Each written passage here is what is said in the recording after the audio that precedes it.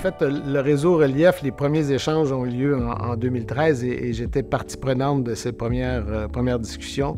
Et en fait, la base, c'était qu'on cherchait des partenaires universitaires qui nous ressemblaient. Donc, en termes de taille, de programme, d'objectifs, évidemment, et aussi de projets de recherche.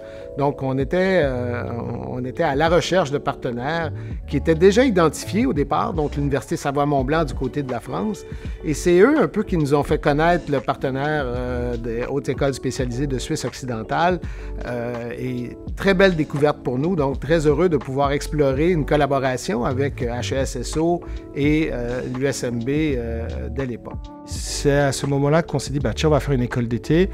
Et pourquoi pas une école d'été autour des énergies renouvelables, qui est un thème qui est arrivé assez vite, étant donné que c'est un thème qui était d'actualité et qui reste d'actualité. Et c'est comme ça qu'est née la première école d'été qui a eu lieu à Évian. Et ensuite, petit à petit, la mise en place du réseau.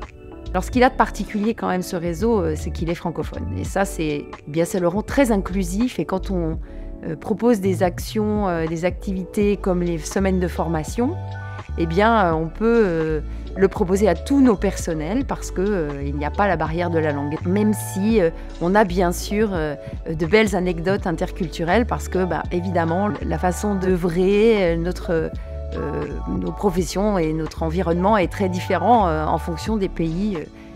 Pour moi, 3 éléments sont distinctifs et essentiels au développement du relief: les relations, la co-construction et la francophonie. Le réseau, évidemment, devait se structurer. À un moment donné, on avait des échanges entre collègues, amis. On est devenus des amis à travers les années. Alors, le comité de pilotage a été mis en place pour réfléchir, cibler des activités, aider à sa réalisation et convenir des thématiques que nous pouvions traiter ensemble. Alors, rapidement, on s'est aperçu que le comité de pilotage était très intéressant, mais avait aussi ses limites. Donc, on a mis en place le COCOP, qui est le comité de coordination, qui se réunit beaucoup plus régulièrement et qui, grâce au travail, à l'implication de chacun des membres des institutions, fait en sorte que les projets se réalisent, que les informations remontent, que les données sont partagées, qu'on puisse vraiment ensuite concrétiser plusieurs des réalisations.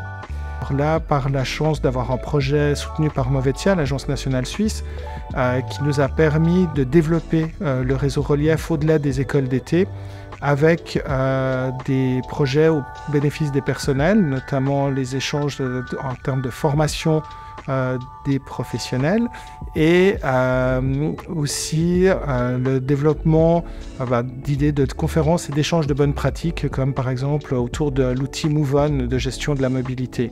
Les actions communes du réseau Relief s'inscrivent dans la promotion de l'enseignement et de la recherche en français. Elles visent également l'intégration des partenaires en Afrique, comme le cas par exemple la réalisation des écoles internationales d'été au Sénégal. L'Afrique regroupera en 2050, selon l'Organisation internationale de la francophonie, 85% des francophones du monde.